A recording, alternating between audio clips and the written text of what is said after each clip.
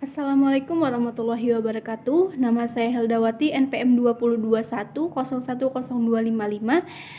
kelas HKIE. Di sini saya akan menjelaskan materi mengenai bangunan hukum Islam di Indonesia dengan dosen pengampu mata kuliah Filsafat Hukum Islam Hervin Yoki Pradikta MHI. Definisi law dan model law sebagai teori hukum. Hukum Islam dikategorikan sebagai definisi law karena aturan-aturan yang ada di dalamnya dibuat langsung oleh Tuhan untuk mengatur kehidupan manusia di dunia. Bila kita perhatikan pengertian di atas, betul-betul menempatkan hukum Islam sebagai entitas yang murni bersifat top down dan melepaskan aspek-aspek historis sosiologisnya. Sebagaimana yang dapat kita pahami pula dari kutipan di bawah ini, konsep hukum menurut usul fikih pada dasarnya terletak di atas pandangan bahwa hukum itu bersifat keagamaan. Sejak periode paling awal sejarah Islam, hukum telah dipandang sebagai keluar dan merupakan bagian dari syariah. Adapun syariah sebagaimana telah dijelaskan, ada pula tingkah laku manusia yang diatur oleh Allah Subhanahu wa taala. Konsep hukum seperti itu sejalan dengan pandangan bahwa hukum itu harus bersumber langsung atau tidak langsung dari wahyu Tuhan, yaitu Al-Quran, dan penjelasannya dari Nabi Muhammad SAW yang disebut sunnah. Bila kutipan di atas dikaitkan dengan politik, maka itulah yang disebut dengan demokrasi negara Islam. Demokrasi negara Islam. Sifat demokrasi negara Islam menunjukkan kepercayaan terhadap supremasi hukum suci yang menjadi sumber otoritas pemerintahan. Peraturan suci seperti secara inheren memiliki karakter supranatural dan yang luar biasa, supranatural dan karakter yang luar biasa. Ikatan-ikatan penyatuan antara agama dan negara dan supremasi hukum suci berasal dari kehendak Tuhan secara bersama-sama menegaskan kembali kewajiban setiap hambanya untuk taat kepadanya. Menurut Khadduri, warga negara Islam adalah hamba Allah dan hukum-hukumnya adalah hukum suci. Karena ia berasal dari Allah Subhanahu wa taala, tidak diterapkan oleh manusia. Hukum suci seperti itu adalah pasti benar dan manusia hanya bisa mematuhi karena Allah Subhanahu wa taala lebih mengetahui dari otoritas maupun terhadap kebutuhan-kebutuhan hambanya.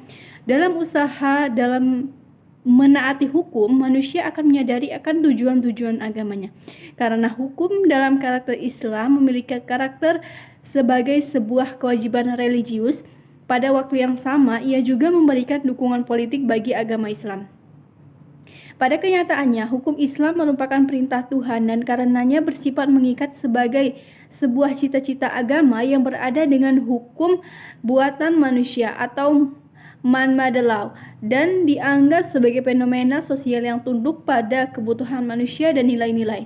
Karena alasan itulah hukum dalam pandangan pemikir-pemikir muslim pada kenyataannya bukanlah termasuk kajian yang independen dan empiris.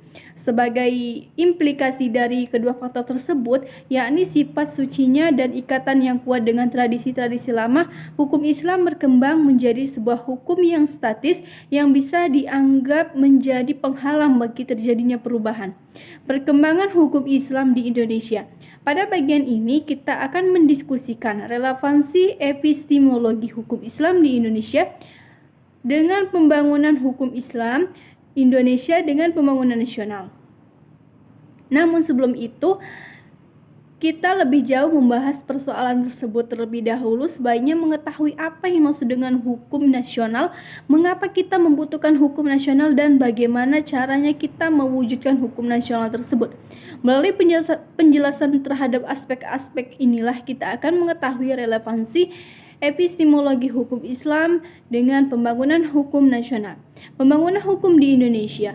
Dalam rangka membangun sistem hukum nasional, pemerintah menerapkan kebijaksanaan untuk memanfaatkan tiga sistem yang eksis atau living law di Indonesia, yaitu sistem hukum adat, Islam, dan Barat atau Belanda sebagai bahan bakunya. Ketiga, sistem hukum sangat berkontribusi dalam pembangunan hukum nasional.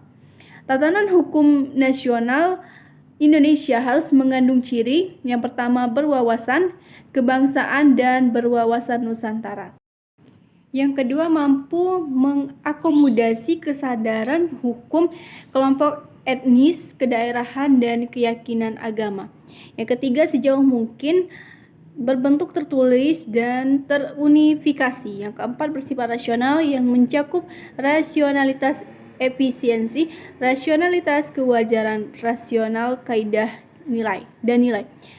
Yang kelima, responsif terhadap perkembangan aspirasi dan ekspektasi masyarakat.